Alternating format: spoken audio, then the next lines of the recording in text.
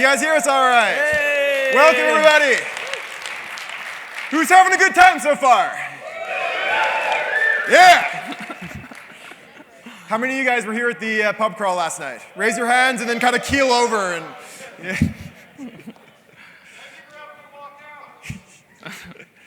All right, so I'm CCP Fozzie. And I am CCP Rice. And we are going to be going over some of the stuff that's coming out in the next expansion for EVE. EVE Rubicon. It's, scheduled for the 19th of November, which is exactly 1 month away.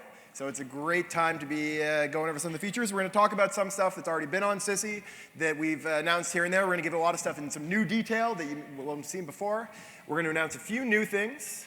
And we're also going to show you a demo of a lot of the features on a server called Chaos, which we don't usually show players for good reason. Because it lives up to its name.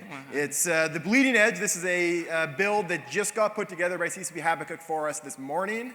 And so it's the latest versions of everything, including the latest versions of the Sisters of Eve ships. So you guys are going to get to see all those in their glory. Yeah, basically I had someone come into the office like on a Saturday in Reykjavik just so you guys could see the sister ship. So CCP Habakkuk is an amazing hero, and he's bringing this all to you. So we're going to go through a PowerPoint really quick. Yeah. Yay for QA.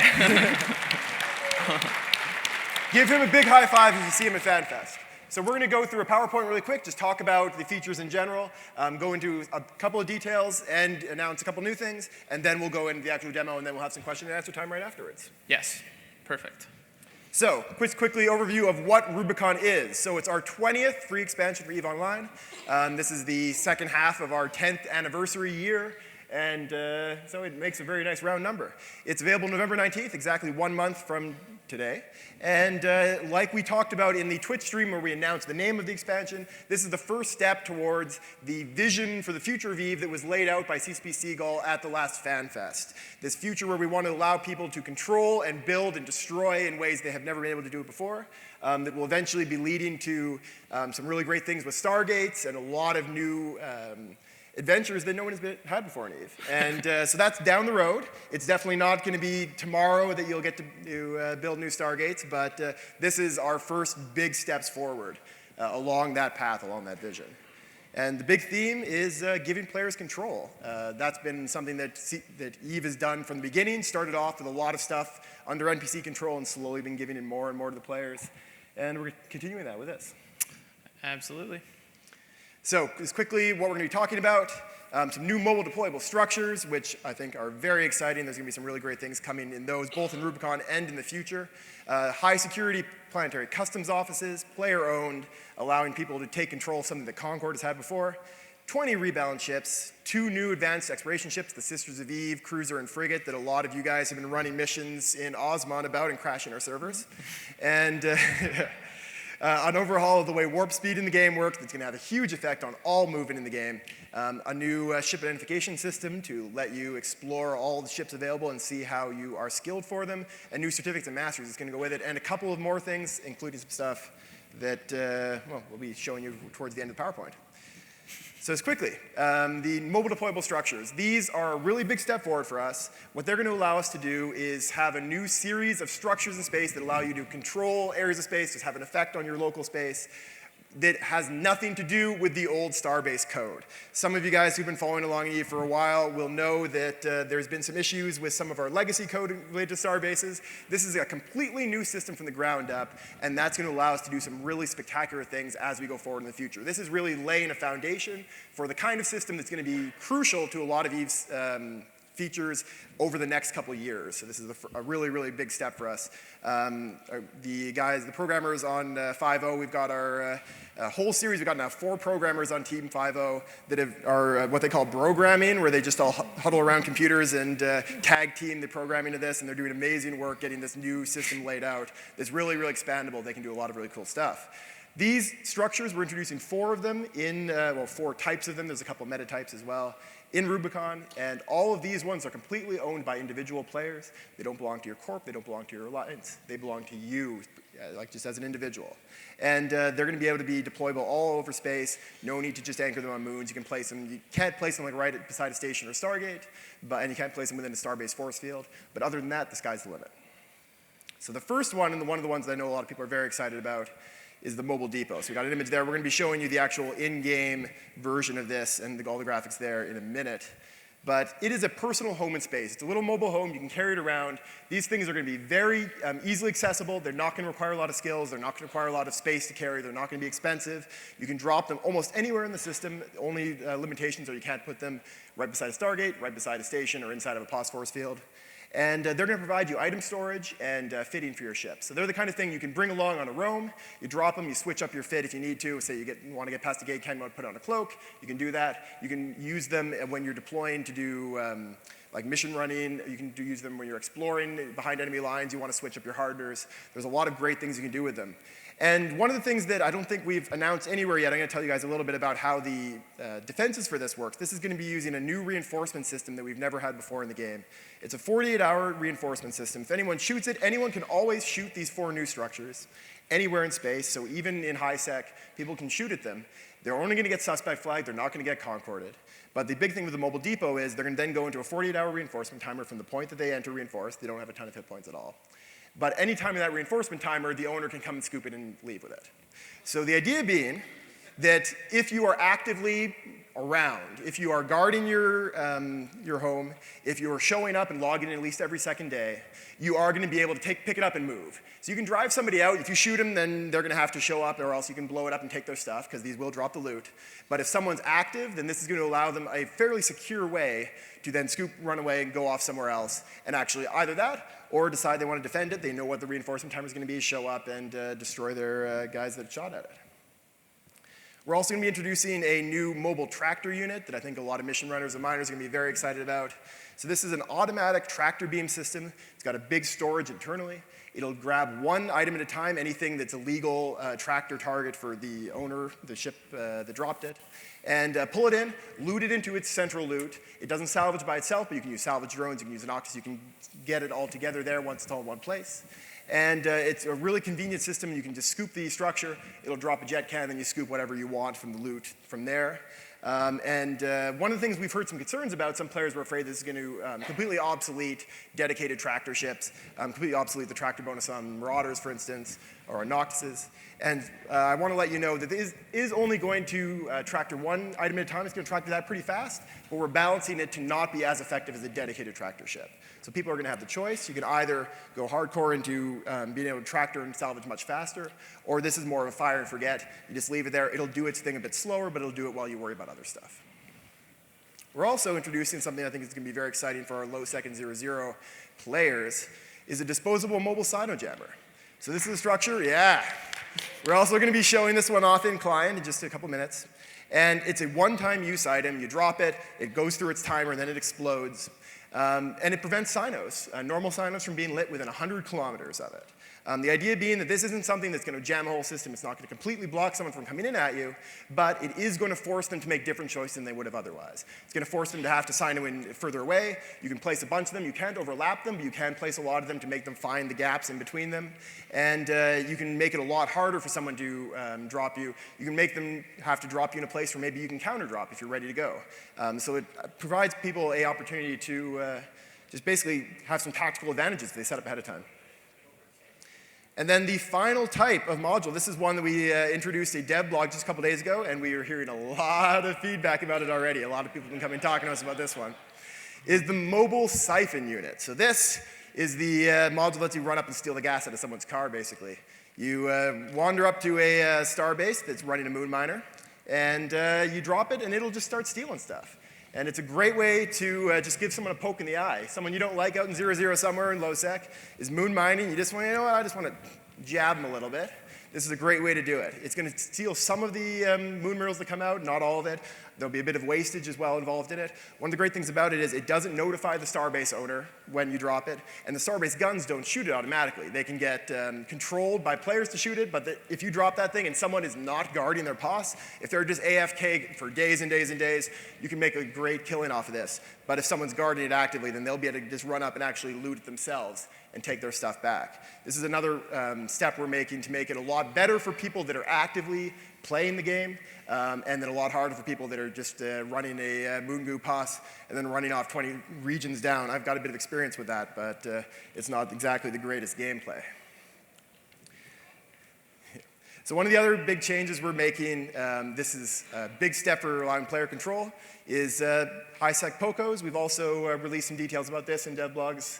And this is something that Team Super Friends is doing to allow you to take control of the planetary customs offices in high-sec. You can set tax rates. You can make some profit off of that. These are going to be some very valuable items, especially in the very high-traffic systems for the factory planets. And we're anticipating a lot of warfare to come out of this one. And it's basically a way that players in high-sec and all over space can get some good corporation objectives. I'll do this one. Yes.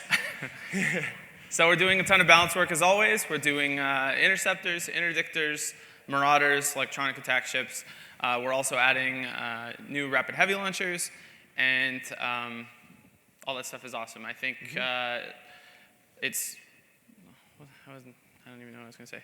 You go to do your heat thing really quick. Yeah, so like all of this stuff is things that we've already got up on Features and Ideas for feedback. A lot of it's on Sissy. Big thanks to everyone that's been helping us get feedback for this and testing it out on Sissy, letting us know what you think. We've already made a bunch of changes based on player feedback to all of these designs. One of the things that I'm ready to announce now that we haven't announced yet is we're also going to be doing a pass on overheating mechanics in the game for Rubicon. We're going to be making it a lot easier to get started in overheating, reducing the skill requirements when you begin, and we're also going to be allowing you to overheat a bunch of modules that you couldn't overheat before. Overheating is one of my favorite mechanics in the game. It's a great system that allows people that have a lot of skill and experience to get that little bit of extra edge, and it's always very exciting to be right on the edge of burning out your modules. And so I want to see that be something that people can do more often and with more modules. So we're going to have some more details on that coming soon. I'm ready again. Last night was a little rough, guys. Sorry. So just highlights for some of those things we're doing, like some of these ships we're rebalancing. If you haven't been watching the feedback threads, for Marauders, it says they're in new Bastion mode. We're basically giving Marauders 2 modes using a module, kind of like a Siege module, but the effect is a lot different. That completely changes the way they play. They go E-War immune, they get extra range, a huge amount of extra tank, along with a couple other little things. And then when they're out of the, well, all the time, but while they're not in the Bastion mode, they're able to use micro jump drives a lot. Like every minute they can micro jump. So that's a completely crazy new mechanic. We're really interested to see the way people use that.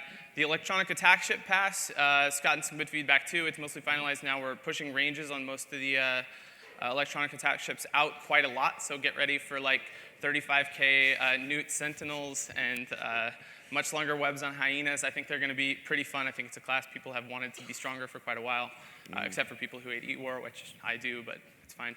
And then interceptors are another huge one. We're going to talk about the warp speed changes. Those are a big deal, but also they're going to be interdiction nullified, which means you can't keep them from running around wherever they want, which is pretty crazy and should also be interesting to see what people do with it.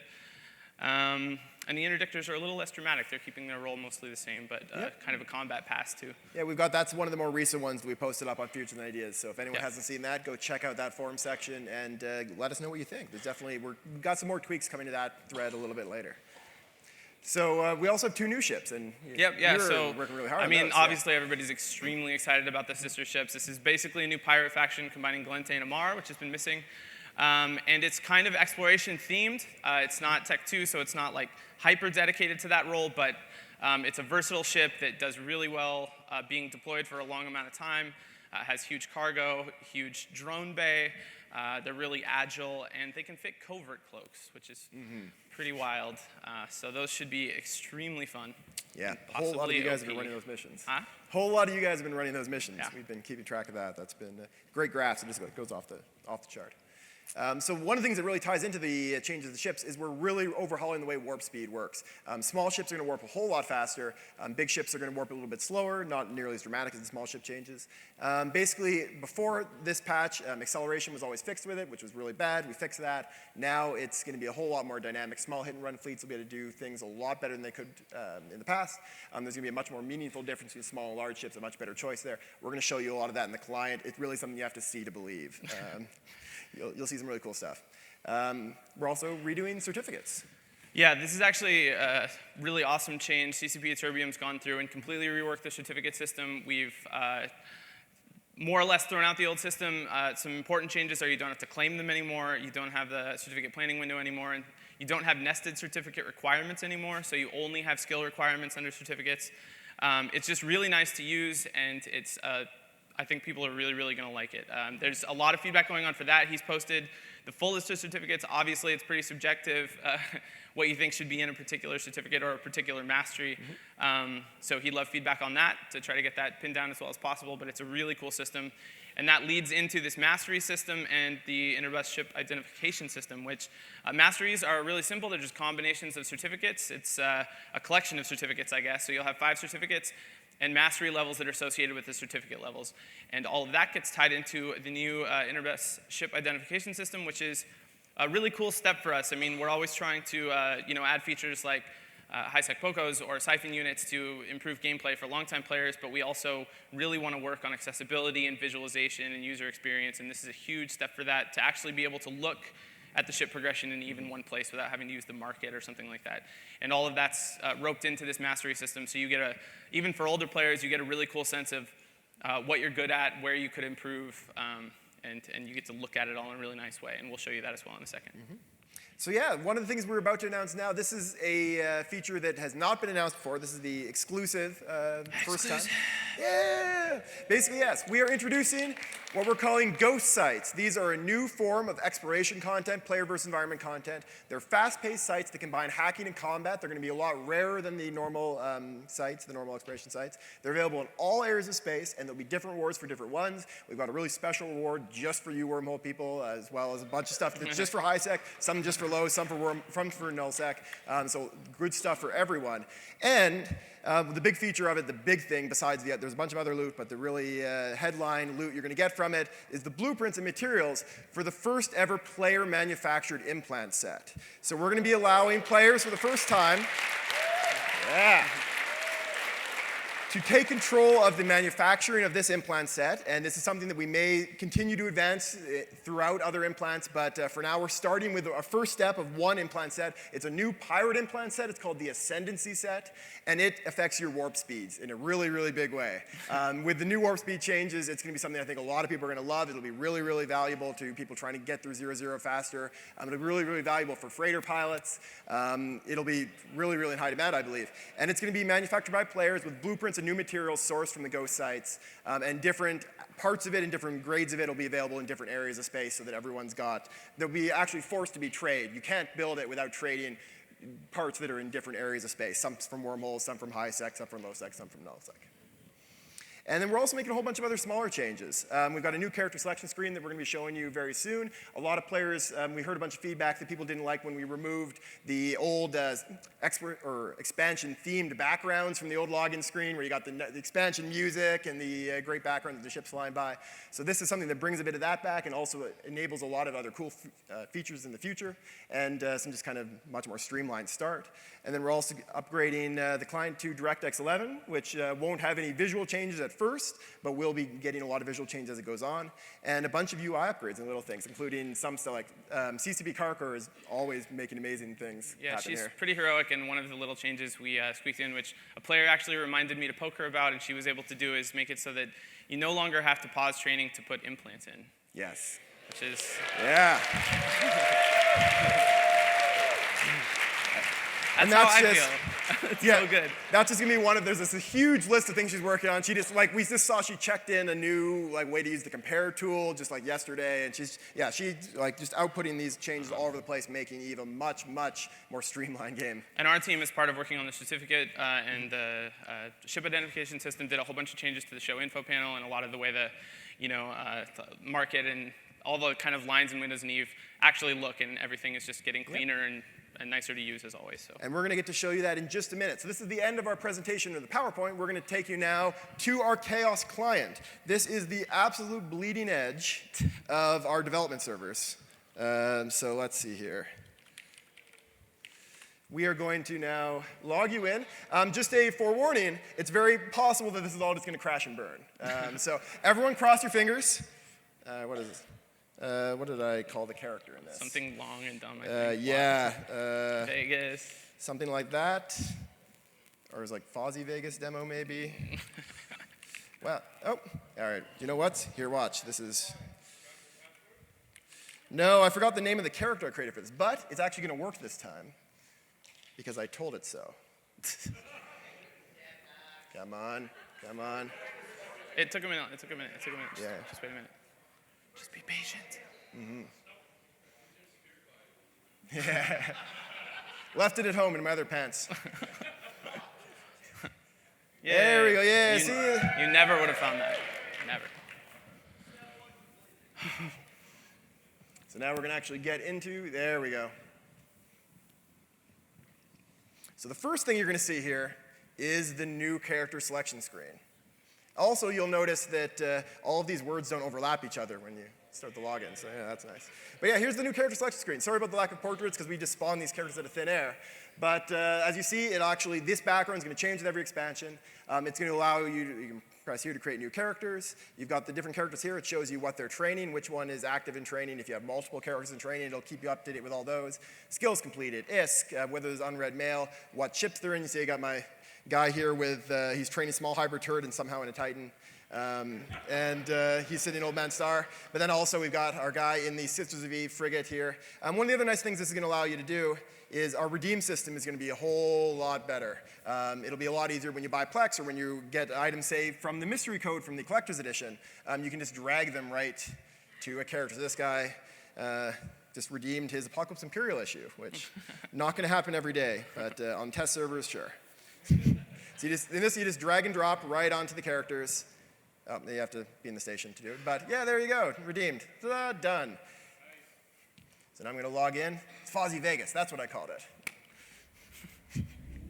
And this is a textured Sisters of Eve frigate.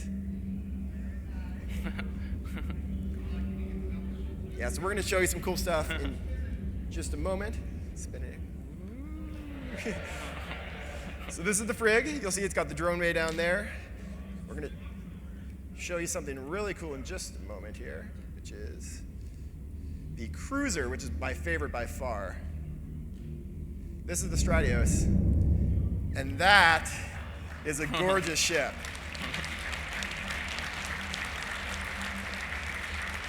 Big hand to all the art guys back in Reykjavik. You'll see here there's a distortion effect in the ring here. It's like the Stargate effect.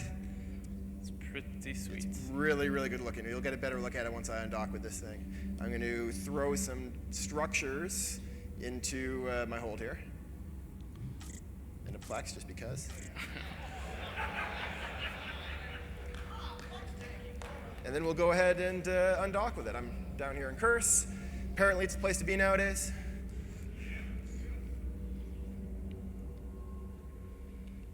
And there we go. So, see the little spinny things there. Got the distortion effects. Spinny things is the technical term, of course. Spinny things. Yeah. Got my lasers.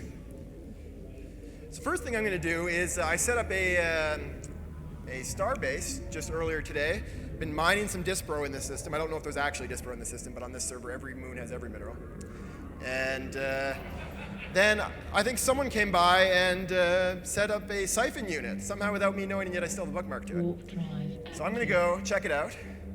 This is also going to actually warp really fast because I'm using the new implant set, but I'll show you that in just a moment. Here I warp off.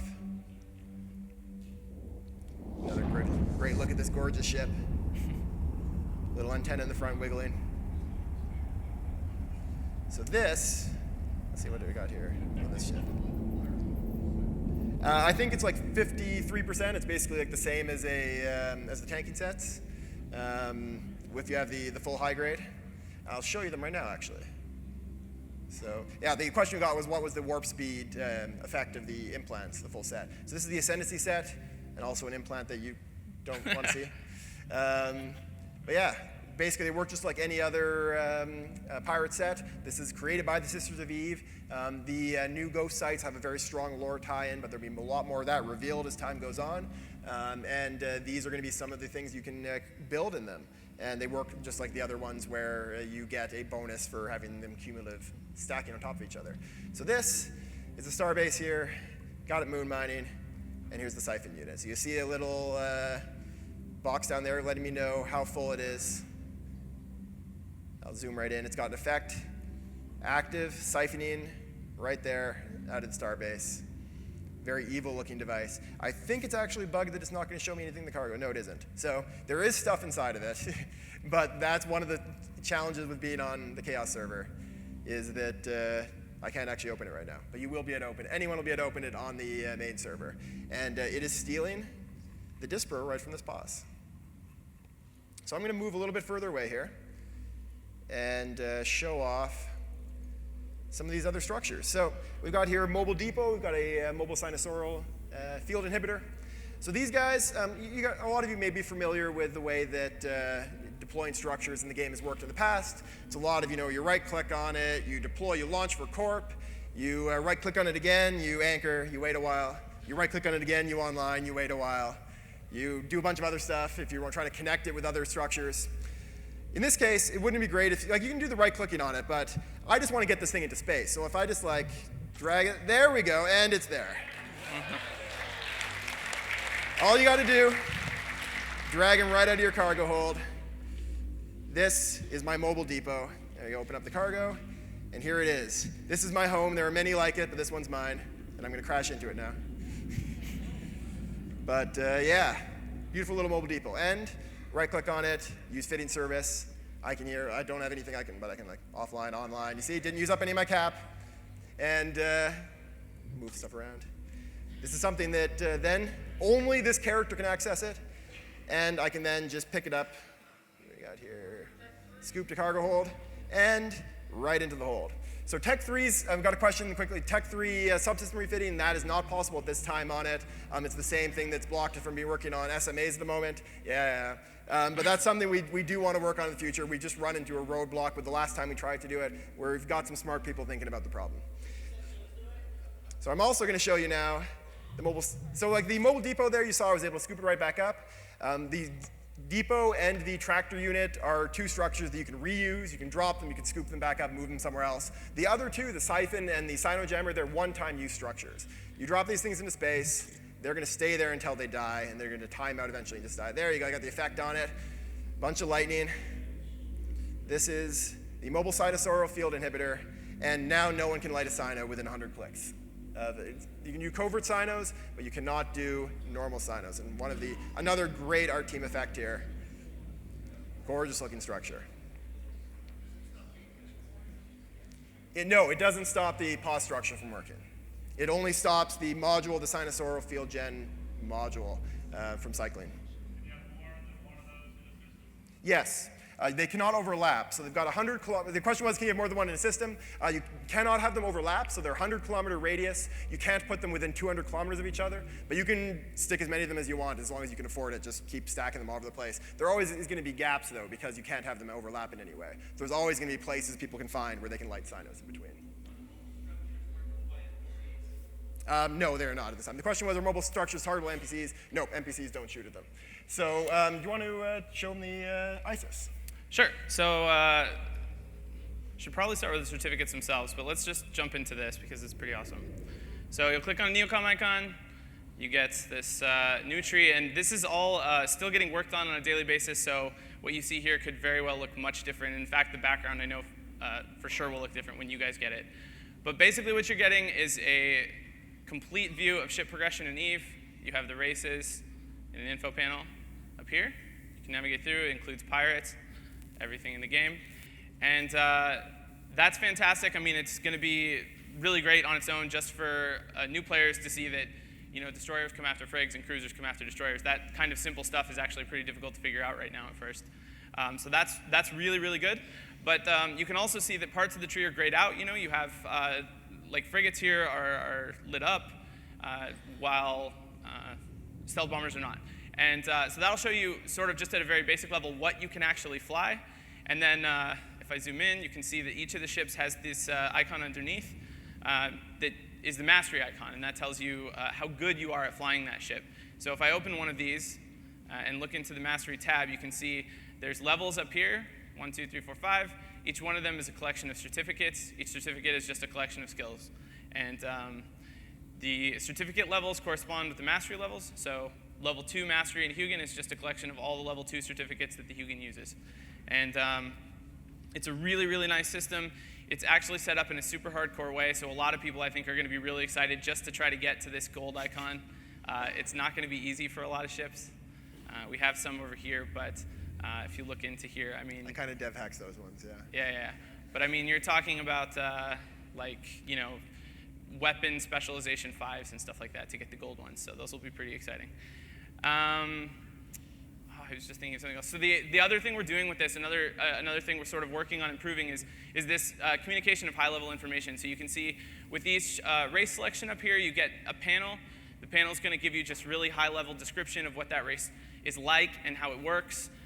Things like which weapon systems it uses, or kind of even stuff just like how it feels from a flavor perspective. And then that applies to ship groups as well. So here you have Navy frigates.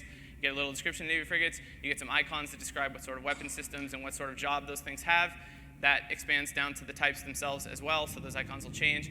And at some point, hopefully before the release, we're going to get bonuses into this window as well, so that you get kind of just a really quick, at-a-glance idea of what ships are for. And apparently, if you hover over it, you get a ship flying by. Do it with the Titan. Yeah, let's do it with the Titan. So I'll just leave that hovering. Yeah. So this is just a really, really good feature from multiple angles. We're really excited about it just improving people's ability to get information quickly and easily rather than having to browse through really complicated windows. It's the new ship spinning. Yeah. Trying to think if there's any other big stuff related to ship trees or anything you can think of. Yeah, I mean, like it'll fill up and change as you update. You can get to the ship information, the show infos from them. It's just a really great way to see everything at a glance, which is something that Eve has been missing for a very long time. Another thing I was going to say, I mean, one of the feedback is always it's great on this stuff, and one of the things that's come up automatically from almost anybody who sees it is can we use the certificate structure? Can player groups get access to setting these? And that kind of iteration, there's a lot of stuff opened up by doing this, both in terms of handing over more of this type of high-level description stuff to players through certificates, and also this sort of visualization work lays a lot of groundwork for expanding to other parts of the game. Just we really like the usability improvements coming from this sort of work and hope that it kind of continues. So that's most of that stuff. Yeah. I think I'll show you guys. We got back at the station. You're close, but that's fine. Yeah, it's fine. Warp drive active. Warp and cloaked with the Sisters of Eve cruiser here, the Stratios. There you go. I'll decloak those so you can see how sexy it is once again. It's not a very fast ship. I've got a question: how fast does it go? How fast does it warp, or how fast does it? It warps the same as other Tech 1 cruisers, so it's 3 AU a second by default. Yeah.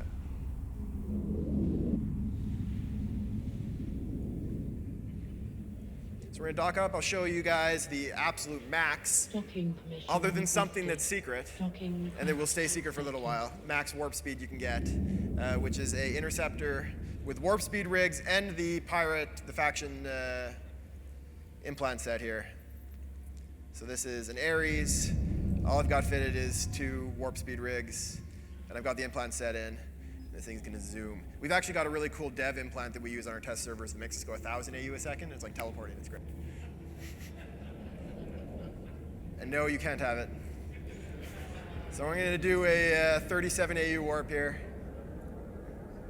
Go ahead and activate.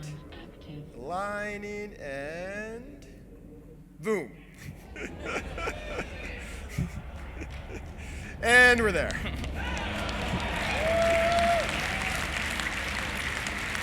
Let's go 70 AU. Boom. So this is going a total of 24 That AU was a 70 second. AU. That was 70 AU. So again, that's not something you're going to get very easily. That's a interceptor with 2 warp speed rigs with a pirate warp speed set. But yes, it's very fun. Even if it's going to be a bit tough to get, it'll be worth the effort.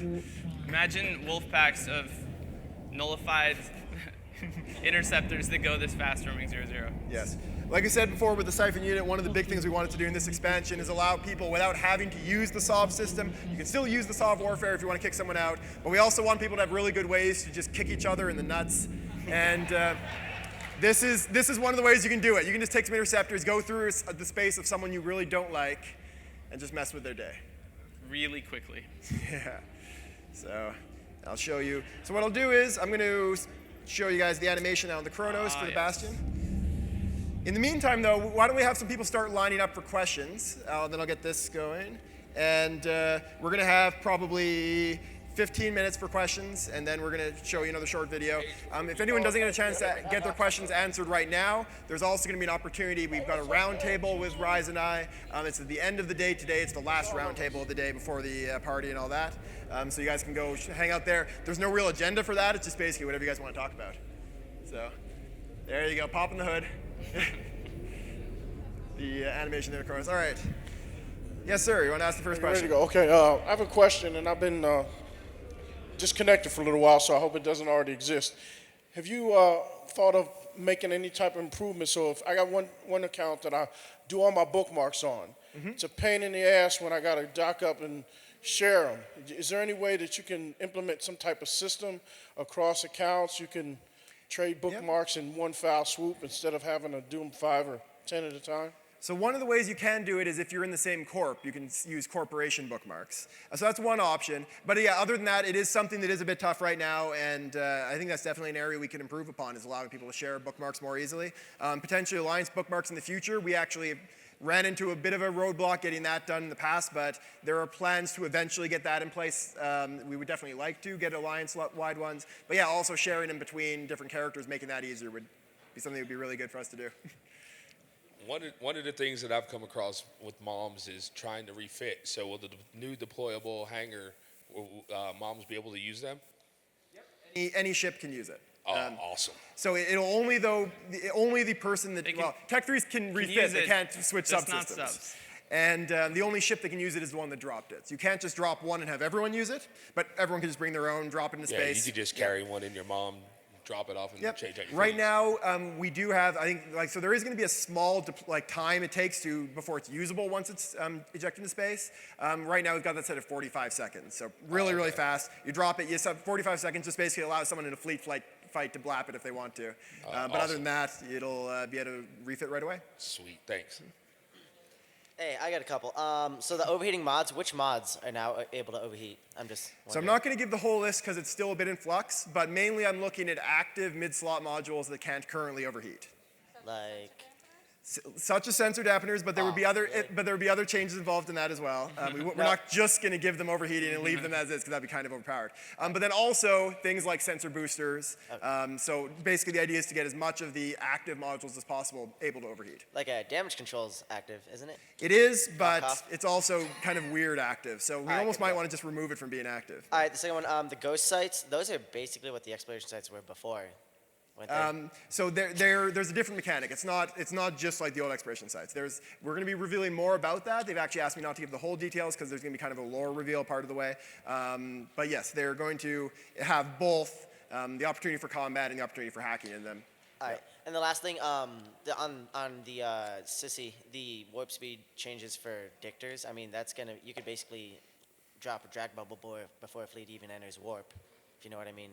Yep, I mean, they're not going to go as fast as interceptors, but it's a pretty big increase. They're going, I think we've got them set at 8 AU a second right now, and yeah, it's a pretty big advantage for them. All right. Is there any plans to change that? I mean, figures just show up on grid in 2 seconds. Yeah, it's always, I like it, but some people don't. I think it's something that'll be fun to see how people deal with that, how people react. One of the things we like to do is, because players are always going to come up with really cool responses to any change you make, and so half the fun is to see what exactly happens. All right, good to go. But we'll definitely be monitoring it, though. All right. Howdy. First, just 2 quick things. One, on behalf of Logi Bros, hull repair drones, please. Yeah. Okay. Second thing, with the siphon units, I know you're getting a lot of feedback. We would love to see something where the siphon unit leads to a little more quick conflict. You know, just something to consider, maybe a different kind of siphon drone, pulls a little more, sends up a notification, leads to a fight. The way they are now, we don't see it leading to a lot of fights for us right Yep. now. Unless You we can sit always for send them hours. an email. Just be like, hey, I'm in your base stealing your goo. Yeah. Dear Mr. Matani. But yes, what I can say with that is that the one we have right now, it's called the small siphon or small mobile siphon unit. It's not going to be the only one that gets released. So this is the first step in it, and they already have plans for multiple other variations of it. They're going to affect different things. That'll take different things, and it's very possible you could have one that's like a "Come at me, bro" sign as well as being the siphon. Sorry, you mentioned that only the player that deploys the mobile depot can use it. Yep. Can somebody come along and scoop it, someone else's, and are they probable? They are probable. So all of these new deployable structures are probable. Some of them are harder to probe than others. We're going to have a few variations of the mobile depot, and some will be more difficult to probe than others. The base one will be pretty easy. No one can scoop it other than the owner. Everyone else just has to shoot it. All right, and with the siphon units, is there a limit on the number of siphon units you can place around a POS, and is there stacking penalties associated with that? So there's no limit of how many you can place down, but yes, they don't just, that part has just been actually like, it's kind of in flux at the moment. The dev blog had, I think, the latest version of it, which is they'll steal in the order that they get dropped, and you can place as many of them as you want. And will they, steal progressively less if you have like 30? The current version I don't think does, but that's something that there's definitely a lot of stuff that's being tweaked with them, so it's very possible. Yep. Hey guys, so with the mobile tractor units, is there a way to grief people to just drop them and let them do their thing? Can you actually steal from them or destroy them or do something to interrupt the process? So unlike the mobile depot, there's no reinforcement timer on the tractor units. So you can shoot those, you go suspect, but you don't get concorded, and you can just burn them down and then loot the remains. They will drop loot. So that is something that we want to provide more ways that people can put themselves out there in high sec, put themselves at a bit of a risk by going suspect, but then get some kind of benefit from it. In this case, they're going to have a bit more HP than the depots, but you can just show up, you burn them down. If the guy doesn't shoot you back and kill you, then you get his stuff. Awesome, thanks. With the new Interbus ship preview system, is that going to be one faction at a time, or will there be any way to overlay multiple factions to compare ships from different factions directly on one screen? So for now, it's one faction at a time. Originally, we wanted to get all the ships in EVE on one tree. It would obviously be nice to do that, and part of the original goal was to help comparison between different parts of the tree or different factions. Visually, it was really challenging to figure out how to actually make that work. So I think iteration on the feature would likely focus on comparison and trying to kind of develop, comparing across factions, because that's something we definitely want. But visually, I think we are not probably going to be able to get all the ships in EVE on one tree. Yeah, I would just hope that you could at least compare. Yeah. That's definitely something we would like. I mean, this is a feature that my team has been working on since before I got here, and they've been fighting with a way to kind of figure out what they can make work for quite a while. And that was one thing that fell off that they really, really want to work on at some point. One other thing, out of curiosity, what could be a nominal sort of covert ops ship speed that we can expect after this change? So the covert ops ships are the same as interceptors. They're the the top end ones, so they're 9 AU a second right now. Right. No, they're 13, aren't they? Or yes, their max speed is actually dropping from where it is on TQ, but because of the acceleration changes, they're faster in every situation. The only time they would get slower is if you would get a warp of over like 700 AU or something, which you don't get. They so. exist. Yeah. I just had one quick question. When are we going to see the Rubicon trailer? It's a good question. I'm not sure. I mean, they got some people hard to work on it, We saw a sweet version of it. Oh yeah, we the saw other like day. the really early one, and that was awesome. It was like partially. It was like an MS Paint version. It was. Yeah, like movies where they'll have like a movie scene, like where the scene is cut out and because it's not done yet, it's like hand drawn, and there's like pew pew. Yeah, it's like that. But it's coming though. Yeah, I have a question. Right now you can make medals public or not public. Can you do the same thing with certificates and make it public or not public so that people with like a huge amount of skill points can show it off or not? So we talked about that some, and I think with the old certificate system, nobody made anything public, basically. In looking at the way people actually use the system, nobody ever wanted to do that. I mean, a few people, of course, but it basically was a feature that wasn't used, and so they just didn't want it to be, that was good enough reason for us to not have it in this design. Okay, so no. All right. No, and then, basically. So also, are the Sisters of Eve ships considered covert signoable? Yes. They are? They are covert signable. Nice. They cannot drop covert signos, but they can go through the portals. So with the deployable structures, like what's the hit points, shield, armor structure? So the depot is very low. I think it's like 50k HP or something right now, or not 50k. It's like 5,000, yeah, like 5k HP right now, if I remember correctly, for the base version. They get a lot higher as you go up. The tractor unit is like the HP of a lightly tanked battleship, and the Sino Jammer is like a heavily tanked battleship, basically. But it's kind of heavy on structure, so it won't be very easy to rep all the time with a bunch of carriers. Cool. You kill them, you get kill mails? Yes. Awesome. Or that's the plan. It's not implemented yet. It's on our plan, so I'm not going to like super promise it. But yes, we do have that like as part of our requirements for it. Yeah. Cool. Thanks. That was actually my question, Yeah. but I'll have another one. Can you use that refitting module thing in combat? Yes, you can. That's gonna be funny. Thanks. But the dude can shoot it. It dies, or it goes in reinforced fast, and while it's in reinforced, no one can fit from it. Like I said, it's like a frigate basically, or like a lightly tanked cruiser. You've spoken a lot about the siphon units, and unfortunately, being in a leadership position in alliances, I have one very odd question. You've said we don't get POS notifications when someone anchors one, but like cans and other things that people deploy, if I show up and check it, will it tell me who dropped it so I can go gank his ass? It'll show you the owner of the structure, yes. So what you're saying is I can now AWOX all the people who siphon from my alliance's POSes. I love you, thank you. Hey guys, you guys are killing it. We can all agree probably that hull tanking is the manliest way to fit a ship. Oh, it definitely is. Would you say that overheating damage controls is something that would maybe be on the table, or would you view that as overbuffing and making hull tanking overpowered? It might make damage controls overpowered. What I'd rather do is let you overheat your hull reps if you want to go really hardcore. Yeah. Well, you could make the overheat only affect structure resists. But anyway, thank you. Yeah, that Like, actually like would be he was pretty saying cool. earlier, go ahead. Oh yeah, making it only affect structures. I like that idea. Yeah, that's. As far as damage controls, though, like you said, it's kind of, right now, it's a faked way of being passive, in a sense. So it might, like, rather than overheating and making them actually passive would be. So you don't have to remember it after every jump. Yeah. Jump, decloak, Which click. I never do. Jump, decloak, click. Jump. Yeah. Yeah. All right. So when all the high-sec POCOs switch over to Interbus with Rubicon, are they going to have reinforced timers? No, when they're interbus, they don't have reinforced timers. It'll actually work the same way that it did when the rest of them got shifted over.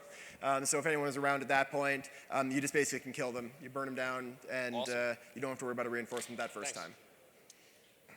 So I just had a quick question about the depots and stuff. Since they're owned by the individuals, if you're at war with them, does that carry over? Do you still go suspect if you shoot them? You don't go suspect if you're at war with them, no. You can also activate kill rights even on, to get them. They basically follow all the Crime Watch rules that their parent ship would, that the actual owner of them has. Okay. The new certificate and mastery system, is it going to be available via API? I don't think it will be on release. That's something I feel like have plans, but I'm not sure when it'll happen. Yeah, it'd be Basically. good for like alliance leaders and stuff. Yeah. I mean, obviously, it would be really good. So I think we'll do it, but I don't know when we'll do it. A couple simple ones for the siphon modules. Is there a thought in process to possibly do like a cloaked one to where they can't find it? Maybe someday. I mean, that would be kind of, you'd have to have some other weird drawbacks or something, but it's very possible. I've always loved the idea of the depot, especially allowing you to have a cloak where it only decloaks if you come close to it, and then not let you bookmark anywhere near it. So if you lose it, you just can't find it. It's like, I know I have a depot somewhere around here. Is it here? So that was kind of always in my mind as something I'd like to do in the future, maybe a Tech 2 one. So we'll see. It's very possible. Also, since you're doing warp changes, has there been any looking into possibly having an unaligned warp option to where I can go warp off in a direction and set something up there? system isn't really set up for that. It would there'd be some weird side effects like being able to make deep safes again and stuff like that. Maybe, but I wouldn't count on that. It would be something we'd have to like think about a lot about how it would be exploited, I think, before we'd be able to do something like that. And the last question being on for the sister ships, did you steal your designs from the Vulcans? You'll have to ask the art guys. They just did some, like, they always do amazing stuff, and maybe it was kind of in the back of their mind or something, but they're very original and awesome in their own way. We would never steal anything. Yes, Paramount, if you're listening, nope, not stolen at all. So I got 2 quick questions for you. Have you thought about making a siphon unit that will pull power off of a POS? So if you don't get their attention eating their moon goo, how about if I eat your POS down in 24 hours if I put enough of them on it?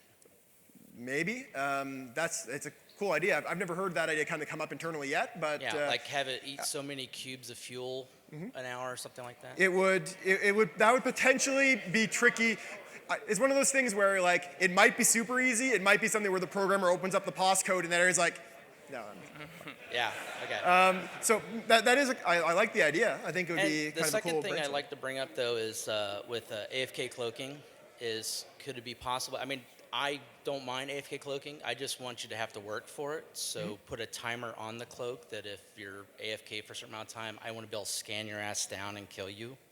I mean, yeah, it's something that would be possible. I think if in the future we change the way cloaking works like that, we'd probably want to make it as gameplay heavy as possible, where there's actually a gameplay involved on both sides, a kind of cat and mouse game.